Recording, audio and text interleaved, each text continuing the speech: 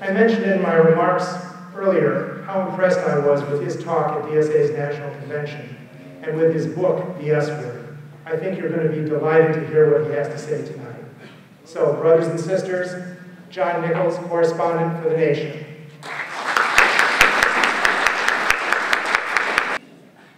Brothers and sisters, let me tell you how thrilled I am to be in this hall on this night.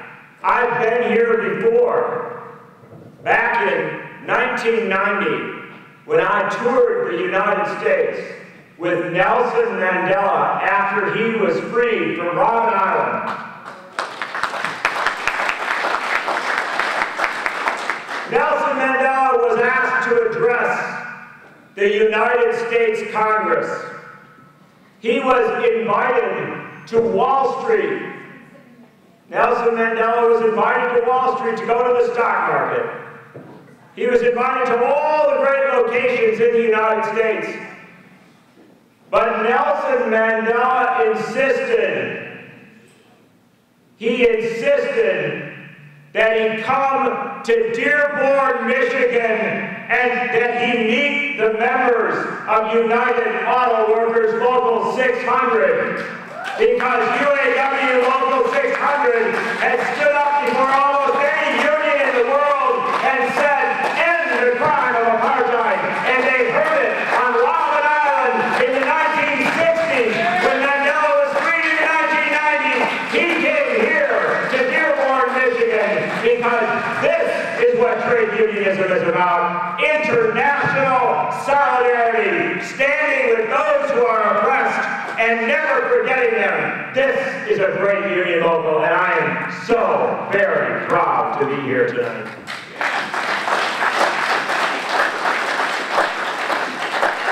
I am also profoundly honored. How do I get your name right? Is it Michelle Pecto? Yeah? And you're a DSA member that just got elected to the State Board of Education? This is exactly what Rush Limbaugh thinks is going on. Congratulations. Congratulations. And let me also pause for a moment and say that there's something wrong in the order of the universe.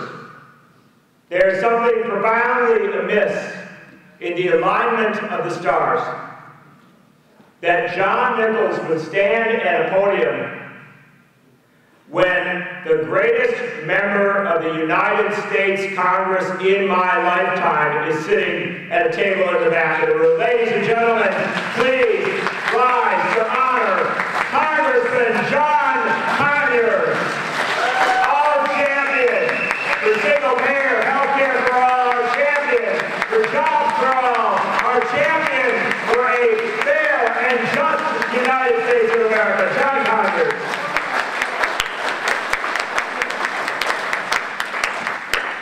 I want you to understand that I cover politics for a living. I cover politics for a living. And in the year 2008, the primary campaign between Hillary Clinton, I know everybody loves Hillary Clinton now. No. Thank you. But she's much more popular today than she was in 2008. But you understand, in 2008, they had rigged the system. So, in the state of Michigan, Hillary Clinton was on the ballot. The other candidates, by and large, were not. And that Michigan fight, almost nobody knew what to do with it. As the young senator from Illinois, Barack Obama, was rising politically, there was this great barrier, this great problem out in the middle of the country, Michigan, because he wasn't on the ballot. And you forget how close that struggle was for the nomination in 2008. John Conyers organized a campaign for an alternative vote in that Michigan primary and got, John will tell me more accurately than this, but roughly 30% of the vote. for an uncommitted slate that would actually be committed to Barack Obama. When they got into the rules fight toward the end of the game, it was that slate, that reality, that made it possible for the Obama people to assure that he was able to secure the nomination. Ladies and gentlemen, do not miss the reality that John Conyers played a critical role in electing Barack Obama as President of the United States. Much more critical than he did credit for. And I believe that that is why in 1964, looking out over the arc of history, that the Reverend Dr. Martin Luther King Jr. made his first and only endorsement ever of a candidate for public office, when in that Democratic primary in 1964, Dr. King endorsed John Conyers. Ladies and gentlemen, there is no one more historic, more epic, more vital than our friend John Conyers.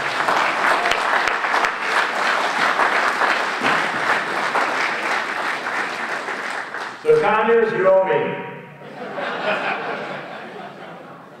And let me also say how proud I am to be here as we honor Steve Babson and Marjorie Mitchell for their incredible work. And you know, it's always the case that you have to listen to a keynote speaker before you get to the really good part. And I am so honored to be here tonight to honor these folks as well. Steve Babson and Marjorie Mitchell for their incredible work. Give them a round of applause, please. So, I don't know what you were doing this week, but I was covering the election for President of the United States of America. And it's an interesting thing that it seems like 1,000 years ago, but a week ago today, Saturday, there were some people that didn't think Barack Obama was a sure bet to get reelected. There were people who were scared. There were people who were uncertain. There was this thing about how this was going to be a close election. And you know, you all fall into the trap. And you know, the funny thing about it is some people fall deeper into the trap than others. My friend Karl Rove had a very difficult time.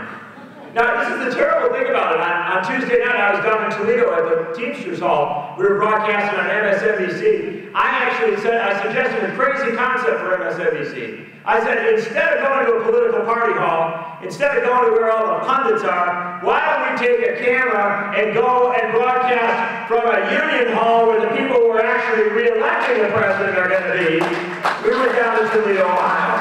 It was very exciting, but I have to say, I really missed watching Fox that night. Because poor Karl Rove, you know, there's a problem on the left and the right, let's be clear. Problem on the left and the right.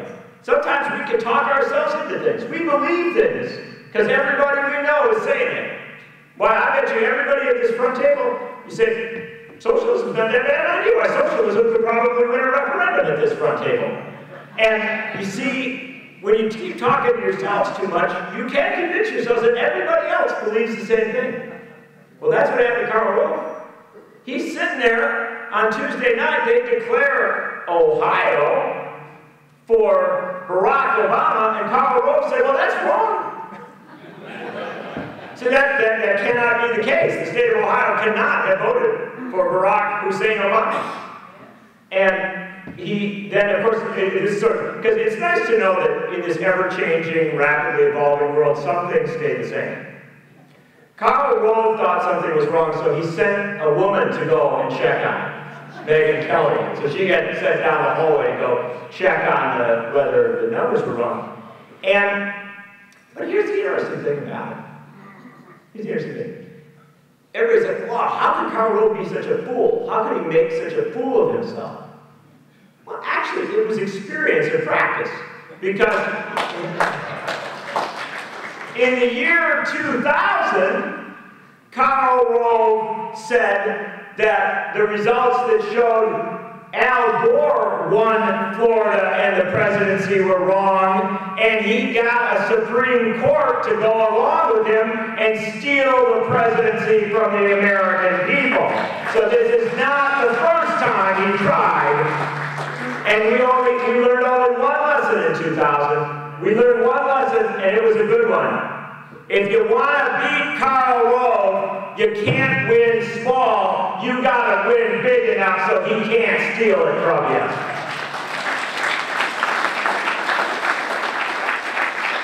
So all our friends on, it's a very interesting thing, on Tuesday night, Wednesday morning, I heard all these prominent people. Haley Barbour from Mississippi. I like being in a place where there's a moan with the name Mississippi. So Haley Barbour from Mississippi, the former chairman of the Republican National Committee, he goes on national television Wednesday morning after it's pretty clear Obama had won. Even Karl Rove appeared to have accepted it. Haley Barbour goes, well, Obama got reelected, but it was pretty close to a tie. So, here we go. Let's not give it to him, really. Let's say, it's pretty close to a tie. It was almost that Paul Ryan's the Vice President of the United States. It was that close. And it's sort of like, you know what? Every year at Churchill Downs, the Kentucky Derby is pretty close to a tie. But somebody wins the Kentucky Derby, and that's what happened on Tuesday night. But you know what? Because it takes a long time to count 120 million votes. It doesn't happen as quick as people think. When Haley Barbour was saying it was pretty close to a tie, Barack Obama had a 250,000 popular vote margin. He had 303 electoral votes. Well, as of this evening, brothers and sisters, Barack Obama has a 3.3 million vote margin as they count the ballots from California and Washington and Oregon. He just got the state of Florida this afternoon. He has a 332 to 208 margin in the, I hope I got that right, in the Electoral College. He won the majority of American states. He won every major state in this country except Texas. Barack Obama has a mandate to lead this country, and brothers and sisters, it is our job to make sure that he leads it as a progressive, challenging the right wing and saying no attacks on Social Security, Medicare, and Medicaid, no assaults on our social services, no austerity. The Ryan budget was on the ballot, and America voted no. America voted to tax the rich. America voted to tax the speculators. Brothers and sisters, we won a big election, but now we got to close the circle. That's right, because you don't just win an election on election day and then go home and never pay attention. That's not democracy, that's a spectator sport. In democracy, you win an election and then you go and make sure that they govern on what they promised. I was with Barack Obama and Bruce Springsteen on Monday morning. On Monday morning, why, it seems like only 4 or 5 days ago.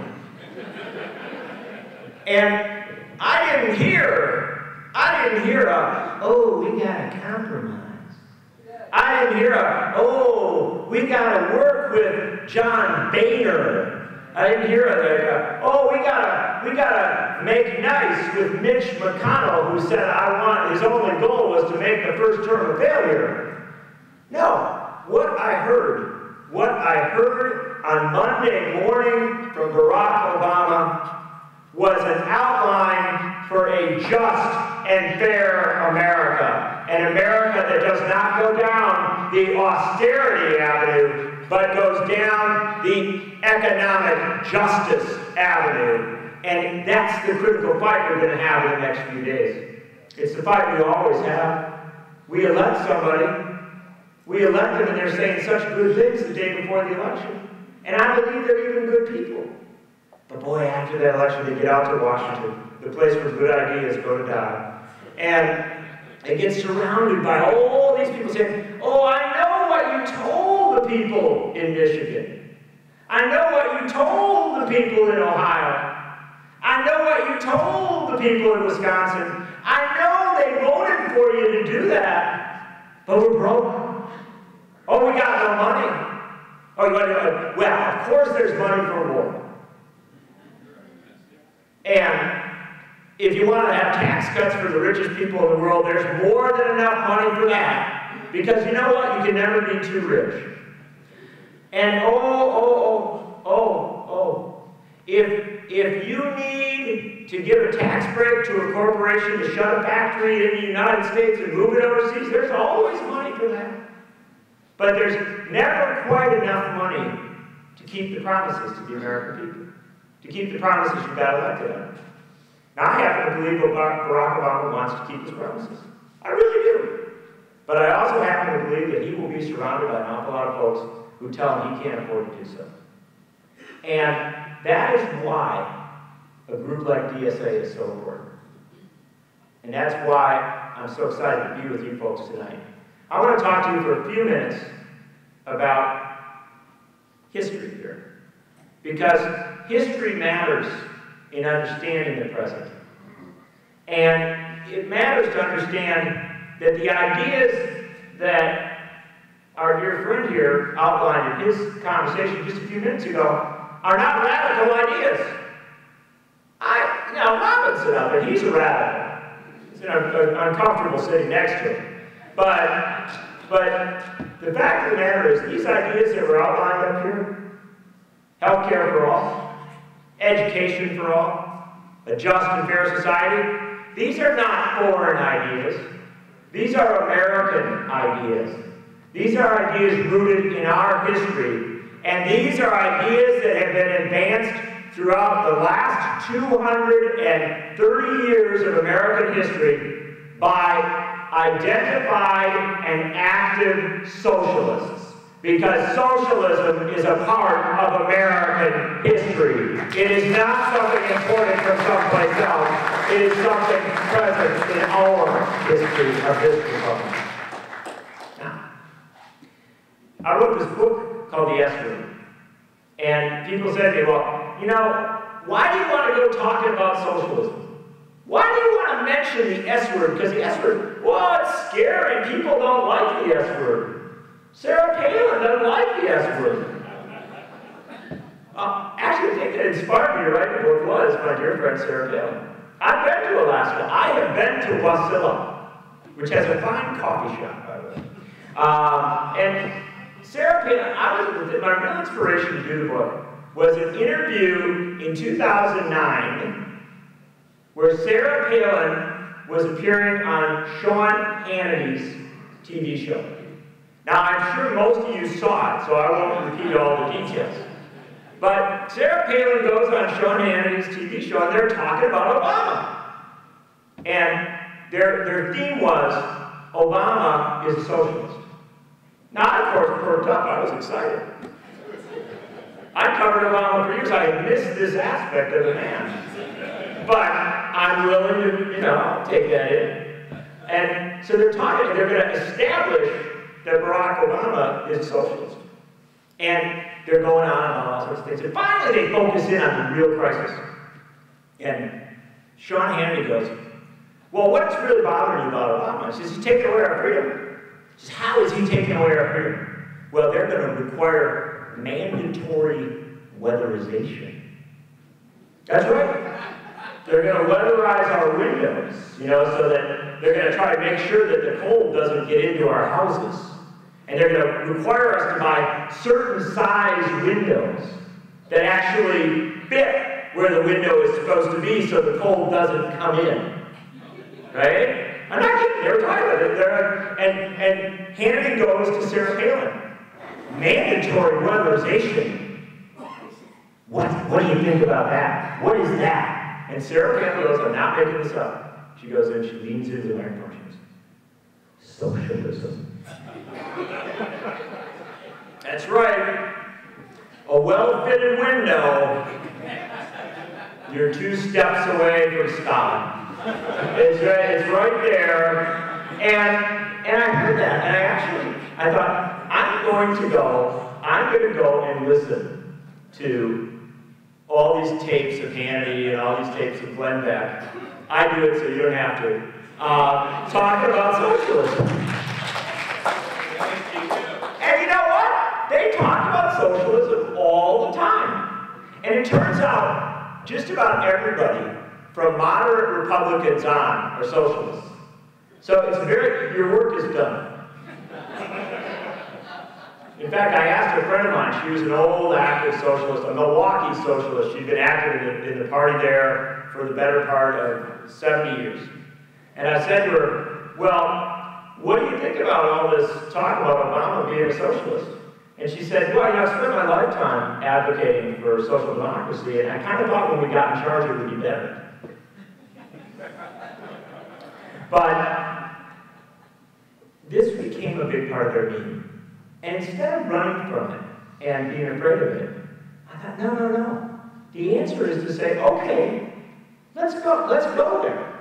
Because to the right in America, when they have nothing left to argue against an idea, when they've got no rational argument, you're saying, everybody should have health care. And they're like, well, there's got to be an argument against that. What can I say? Oh, right, that would be socialism. And Democrats, by and large, when you say that, they go, oh, no, it's not that. You know, you call something social security, and they still say, well, that's not socialist, right? They're so terrified of the term socialist that it becomes the place where you draw the line. Throw everything, they got a good idea out there, and they say socialist, and they back off. And so I thought to myself, well, what if we did say, in fact, that some of these ideas were socialist? What if we said that health care for all, a universal, single-payer health care plan, with the government making sure that everybody is covered, equal access for all, controlled costs, but not controlled quality?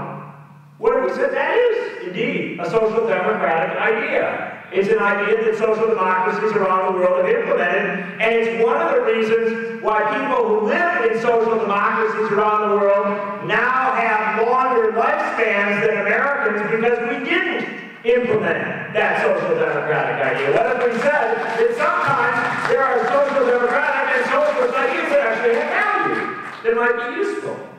And you don't have to be a socialist to believe this. You don't have to be a socialist to believe this. The point I make in the book is that there are some really good libertarian ideas.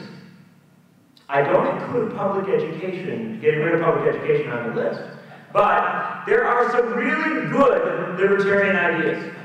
I think the drug war is a failure. I think that it's absolutely legitimate to say that we ought to find another way to deal with these issues. We ought to decriminalize drugs. We ought to take it out of the shadows and make a way to make this thing functional. That's a libertarian idea. I am comfortable saying that the libertarians have brought to the great American discourse a good idea.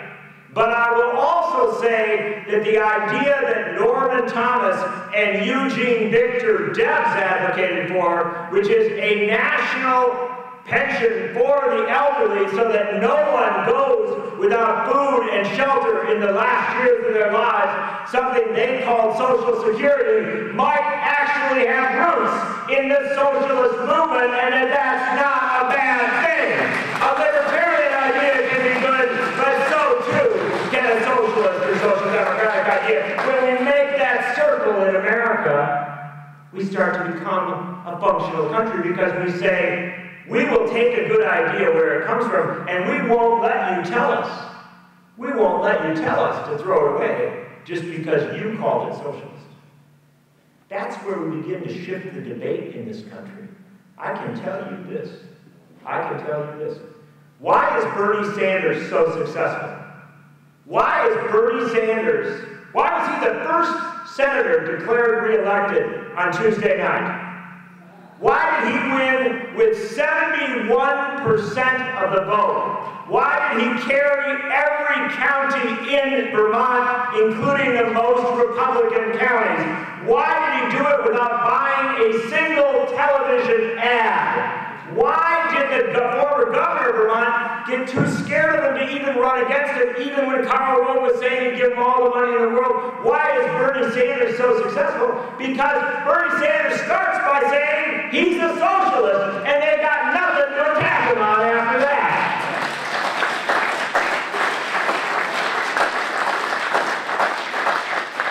But I know how you feel. I know what you're thinking. That sounds good at the DSA dinner in Dearborn at the local 600 hall on Saturday night.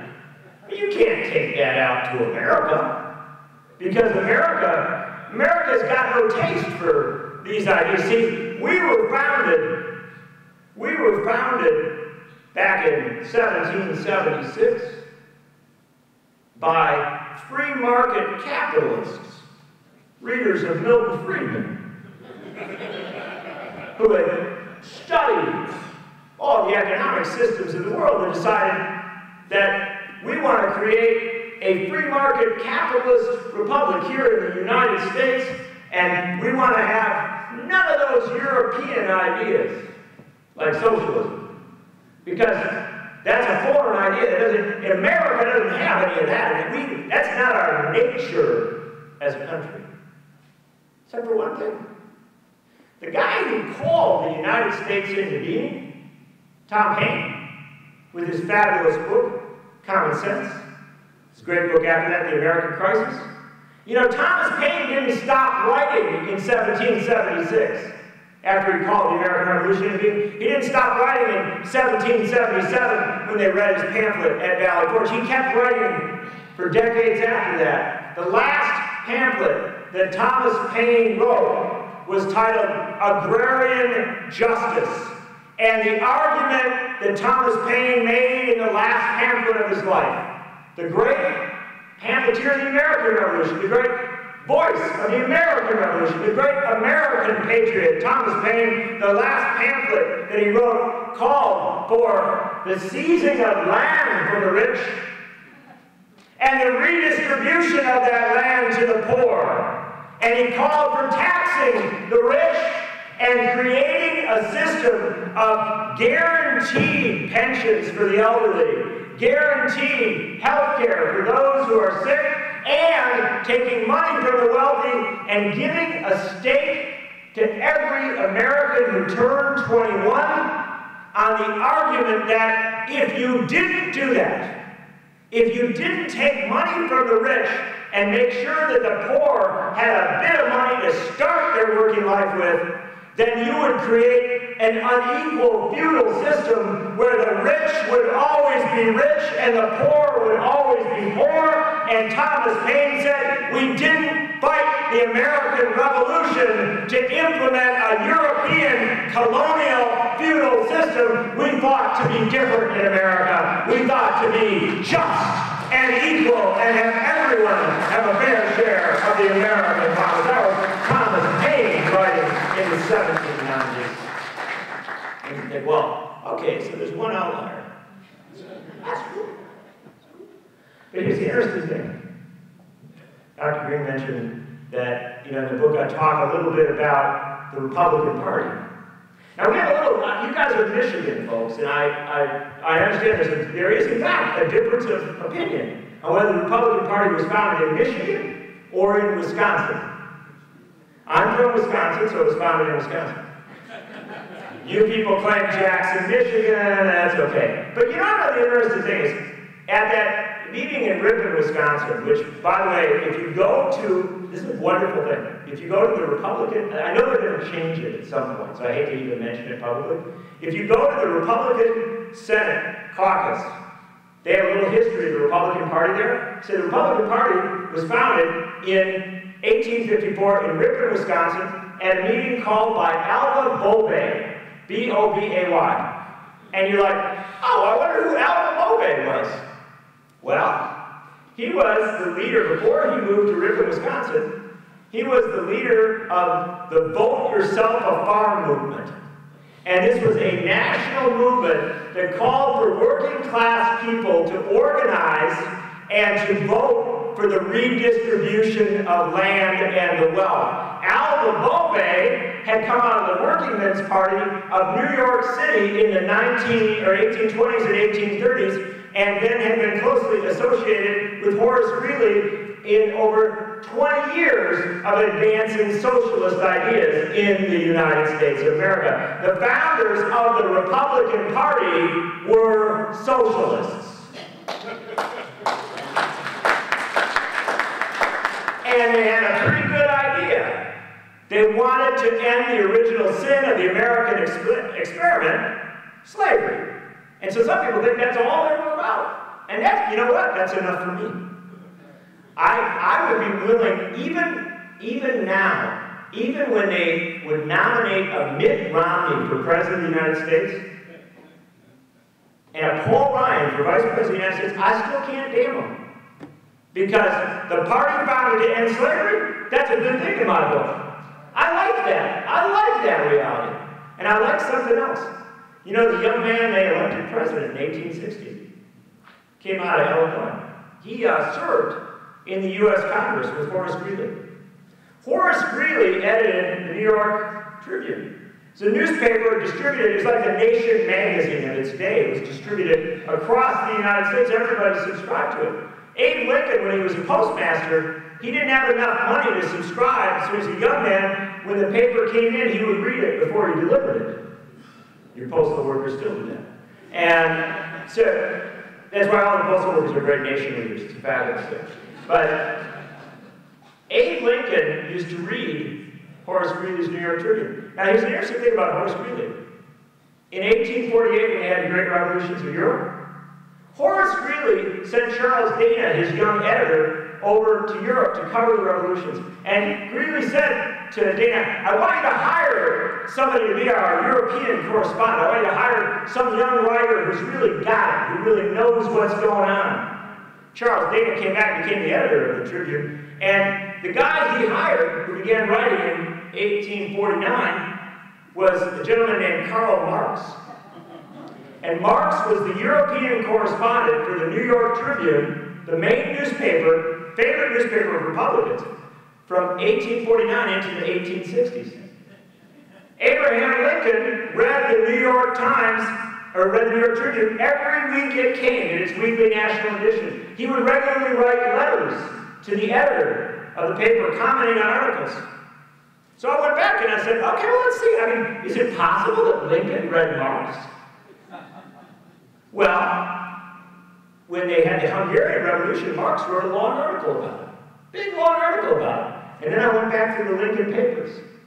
And about 3 weeks after the Marx article appeared on the Hungarian Revolution, there was a meeting called in Springfield, Illinois. I know some of you were Central America Solidarity activists. Think back, I love that. Thank you for your work. But think back to back in the 1850s, the Central American Solidarity Act used to be a Hungarian solidarity activist. They were supportive of the revolution. There was a Hungarian solidarity movement meeting called in Springfield, Illinois, 3 weeks after Marx's article on Hungary, by a young lawyer named Abraham Lincoln. Lincoln was reading Marx before he went to the White House. And you think, well, hold it, I didn't get that in my history class. But here's where it gets really interesting. When Abraham Lincoln became president of the United States, he gave a wonderful inaugural address that we all remember. He spoke about the better angels. And we sometimes forget that he kept giving speeches. His first State of the Union address, given in the fall of 1861, he talked about the war that had begun, about the bullets that were flying, the violence of the moment. And he told the members of Congress, look around, many of your seats are empty. These are members of the Congress who have left to join the Confederacy. In the short order, we must pick 3 new Supreme Court justices because 3 of our sitting justices have left to join the opposition. If you listen closely, you can hear the cannons in the distance. We are at war, my friends. But then Lincoln said, however, I would be remiss in this address if I did not pause and address a subject of great importance. The war is vital and very important, but there's something else we must remember. We must always remember as we think about how to run the republic, that labor is superior to capital. and that the condition of the working man must be protected by the federal government, even in a time of civil war. I propose the Homestead Act to redistribute land to the poor, and in the midst of his first State of the Union address, Abraham Lincoln took a social democratic idea, redistribution of the land. He made it the law of the land. They passed it in 1862. Brothers and sisters, do not let anyone tell you that social democratic ideas are un-American. They are the ideas that Abraham Lincoln brought to the White House of the United States of America. In the midst of our greatest challenge, he said we must remember labor is superior to capital. Now there's great history here, and I won't repeat every bit of it because we have wonderful people to honor tonight. But I do want to recall one bit of that history. And that's, there was a night back in 1959, and this tells you a lot about how far we have strayed as a nation. Back in 1959, early 1960, at Carnegie Hall in New York City, there was a celebration, a gala event that was held. Eleanor Roosevelt, the former First Lady of the United States, was there. Hubert Humphrey, the future Vice President of the United States. Jacob Javits, the great senator from New York, was there. All of them, Javits a Republican, all sitting there in this great, the Carnegie Hall was packed. President Eisenhower sent a note saying he was sorry he could not personally be there that night, but wanted to give his respect to the honoree. The Secretary General of the United Nations sent a note saying how important this event was and how much he wanted to be there. He was not able to be there, but wanted to join in the celebration. Eleanor Roosevelt, Hubert Humphrey, Dwight Eisenhower, who were they honoring? To the podium that night came a very, very small, very, very thin African-American man named A. Philip Randolph. A. Philip Randolph, who in the 1917, was called the most dangerous man in America. A. Philip Randolph, the Socialist Party candidate for Secretary of State of New York in the 1920s. A. Philip Randolph, who nominated and supported Norman Thomas in every one of his elections. A. Philip Randolph said he had never voted for anyone but a socialist for President of the United States. A. Philip Randolph, the president of the Brotherhood of Sleeping Car Porters, the first African-American-led union in the history of the United States of America. The union that went on those trains into the South, and A. Philip Randolph said to the sleeping car porters, and you know, in the early days, they were all called Mr. Charlie. They weren't even given the honor of their name because they were Pullman porters, right? They just called them Charlie. A. Philip Randolph, who organized that union and had them put a plate in every car with the name of the sleeping car porter. No longer Mr. Charlie, they were human beings in those cars. A. Philip Randolph, who said, my brothers, as you roll through the South, as you roll through the back lots, as you go, not by the mansions, but by the back of the shotgun shacks, I want you to walk through those cars, and as those rich men, those businessmen sleep in the Pullman cars on these trains rolling across America, I want you to collect up the newspapers. I want you to collect up any newspaper that they're tossing away. I want you to take the Socialist Party papers that we give you and the Liberation papers that we give you, and before you go to sleep at night, members of the Sleeping Car Porters Union, as we pass through those southern towns, I want you to take a rubber band and you wrap it around those newspapers and you toss those papers onto the porches of those shotgun shacks so that African Americans can wake up in the morning and get the same information that the rich man gets. Because when we give them information, they will rise and fight for their civil rights. A. Philip Randolph. Randolph Randolph came there that day. Randolph came there at that celebration at Carnegie Hall. And he stood up and he said, brothers and sisters, I know we have some wonderful Democrats who've done some very, very good things. We've even got some, those were the old days, we even had some Republicans that did good things. He said, but that's not enough. He said, Philip Randolph said, I'm a socialist. So I don't believe just in good things. I believe in justice. I believe in doing the right thing no matter what. And so he said to this event, honoring him on his 70th birthday, I'm sorry I cannot celebrate here tonight because my brothers and sisters are not free. And it has been too long. And on that night, A. Philip Randolph said, I call for marches on the Democratic and National Conventions of 1960. Marches of African Americans and their supporters in the labor movement. My brother, Walter Reuther, will march with us. We will march on these conventions and demand that they put civil rights planks in their platforms. And he hired a young organizer, a kid with a big kind of shock of hair, guy named Michael Harrington. And they sent Michael Harrington to each of those conventions to organize the marches. And thousands showed up and demanded that John Kennedy and Lyndon Johnson and Richard Nixon support civil rights. And they even put nice things in their platforms. But Randolph's vision of a march on the conventions wasn't sufficient. Once they got into Congress, they didn't pass it. And so A. Philip Randolph went back to Harrington and Barrett Rustin, active socialists. A. Philip Randolph, an active socialist. Michael Harrington, the founder of Democratic Socialists Organizing Committee, and then what became Democratic Socialists of America. Barrett Rustin, another ally, went to them and he said, brothers, sisters, it's insufficient. We're not going to march on the parties. We're going to march on Washington.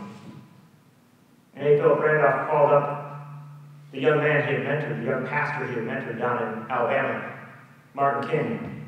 And he said, Dr. King, I want you to speak at this great march on Washington. And Dr. King said, I will speak at the march on Washington, A. Philip Randolph, if you will give the closing remarks. History cheats us of the wholeness of our story. We know that King gave one of the greatest speeches in the history of humankind. But we ought not forget that it was A. Philip Randolph, a socialist, who came to that podium and outlined the agenda not just for a march on Washington, but for a movement for civil rights that would not stop until the sin of Jim Crow was swept from this land. It was a socialist, A. Philip Randolph, who called for the march on Washington, and a socialist, A. Philip Randolph, who saw it through. John Kennedy invited them to the White House.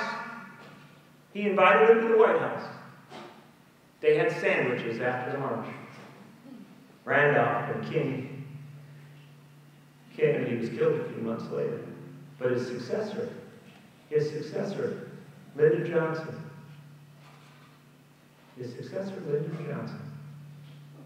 invited Randolph, invited King, invited Harrington to the White House to outline an agenda for a war on poverty. That's just 50 years ago. Just 50 years ago. Socialism. Socialist ideas. Socialists sat in the White House of the United States as respected advisors, counselors to presidents of this republic. If you want to ask yourself why we aren't always progressing as quickly as we'd like, understand this. Throughout its history, this country has not been a socialist country. It is not a socialist country. It is a country that has been informed by socialism and by socialists. And we ought to respect that piece of our history. It is a vital piece of our history. But we ought not just be backward looking. We ought to recognize that in the 21st century, if we are to be a humane and just republic, we need socialist and social democratic ideas as much now as we did with Tom Paine in 1790, with Abraham Lincoln in 1861, with A. Philip Randolph in 1963. We need these ideas. They will not solve all our problems, but they have to be a part of the mix. DSA is doing vital work. And let me close with a little story from just a year or so ago. They have a thing called the American Conservative Action Conference. It's a big, big conservative gathering in Washington, D.C. And a right-wing blogger, right-wing talk radio guy, came to Washington to attend the conference. They decided to take a tour of the White House. And as he toured the White House, they were going through the library. And he saw in the library several books on socialism, American socialism. And he said to the tour guide, well, who's in charge of the library? Who did this? Who put this place together? And the tour guide said, well, Michelle Obama advises us on the library. And the guy went, yes, got it. So he took his camera out and he took a picture of the books on socialism in the White House library. And he put up a blog post and said, Michelle Obama is stocking the White House library with socialist books. Went all over, talk radio, went wild with it. It was only a few hours later that the correction came. The White House library had been stocked in the early 1960s under the oversight of Jackie Kennedy, where she had invited the greatest scholars of American history to collect 1,700 books, enough to fill that little small library, that would tell the true story of America. And these historians, not socialists, had gathered a shelf of books on socialism because they said you cannot tell the true story of America without a socialist and social democratic section of your library. And in that picture the guy took, over to the side, there was another book that he didn't know to identify as socialist. There was a copy of Michael Harrington's The Other America, right on the same shelf. And I know this from having known Michael. Back in the early 1960s, when Harrington's book came out, there was a big New Yorker article on it. And John Kennedy read the article, and he said to one of his chief economic advisors, wow, is it true that poverty is as bad as all this? I mean, I've known it's a problem, but what I'm reading here about this Harrington book, it's incredible. There's another America where there's deep poverty that we have to do something about. And the economic advisor said, yes, you really ought to read Michael Harrington's book. I've got a copy in my office. Let me go and get it for you. And he brought it to John Fitzgerald Kennedy, the President of the United States. And my friends, when you look in that White House library and you see that book, The Other America, written by the founder of Democratic Socialists of America, understand that it was, in all likelihood, placed in the White House library by the President of the United States.